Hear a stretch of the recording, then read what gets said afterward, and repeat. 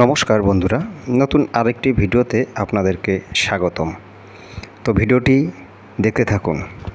আমার বস তিনি বলতেছেন মহিপুর ব্রিজ যাবে, আর আমি রংপুরের ছেলে, মহিপুর ব্রিজ তাকে দেখাতে আসবো না, এটা কেমন হয়? তাই বসকে নিয়ে মহিপুর ব্রিজ ঘুরতে আসলাম। এই আমার বস। আর এটা হচ্ছে মহিপুর ব্রিজের নিচটা, দেখেন কত বড় বড় পিলার। এখান থেকে একটু ভিডিও নিতে চেষ্টা করলাম যে বাইরের ব্রিজটা কীরকম দেখা যায়, এবং সবুজ ধান ক্ষেত আর আকাশ দেখেন কত সুন্দর, মানে সাদা প্রকৃতি, আর ওদিকে জলের বাহার।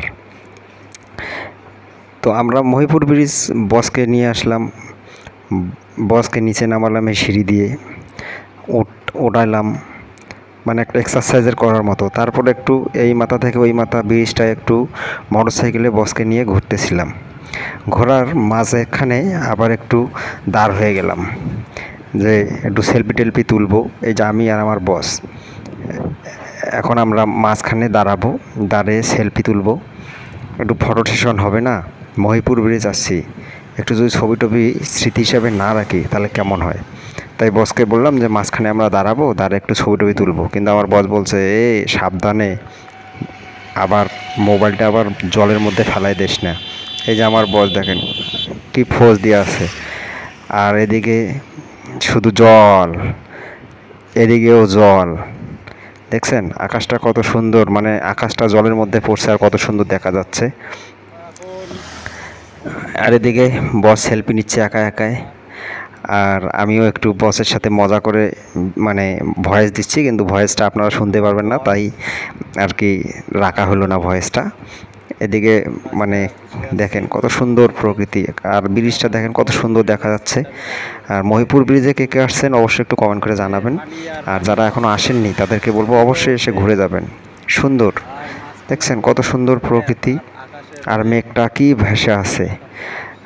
বসকে বললাম যে আপনাকে মহিপুর ব্রিজ দেখাচ্ছি, এবার চলেন আমরা একটু লোকনাথ মন্দির যাই।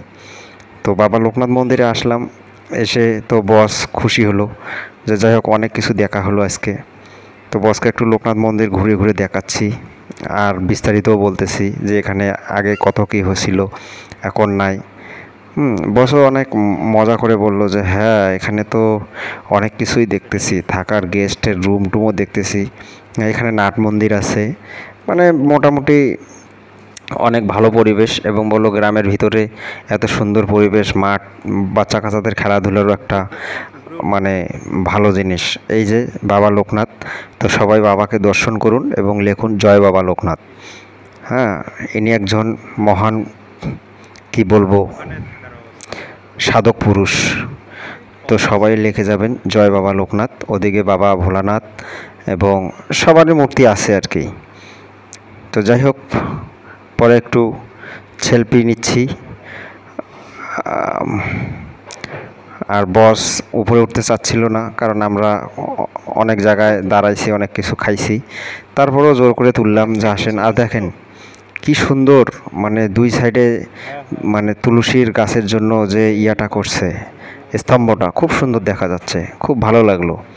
তো ভিডিওটি আপনাদের যদি ভালো লাগে থাকে অবশ্যই একটা কমেন্ট করবেন এবং লাইক করবেন। আর যারা ফেসবুকে দেখবেন অবশ্যই আমার চ্যানেলটাতে ফলো দেবেন, আর ইউটিউবে যারা দেখবেন অবশ্যই আমার চ্যানেলটাকে সাবস্ক্রাইব করবেন। তো আজকে এই পর্যন্তই। ভিডিওটি ভালো লাগলে অবশ্যই কমেন্ট করে রাখবেন।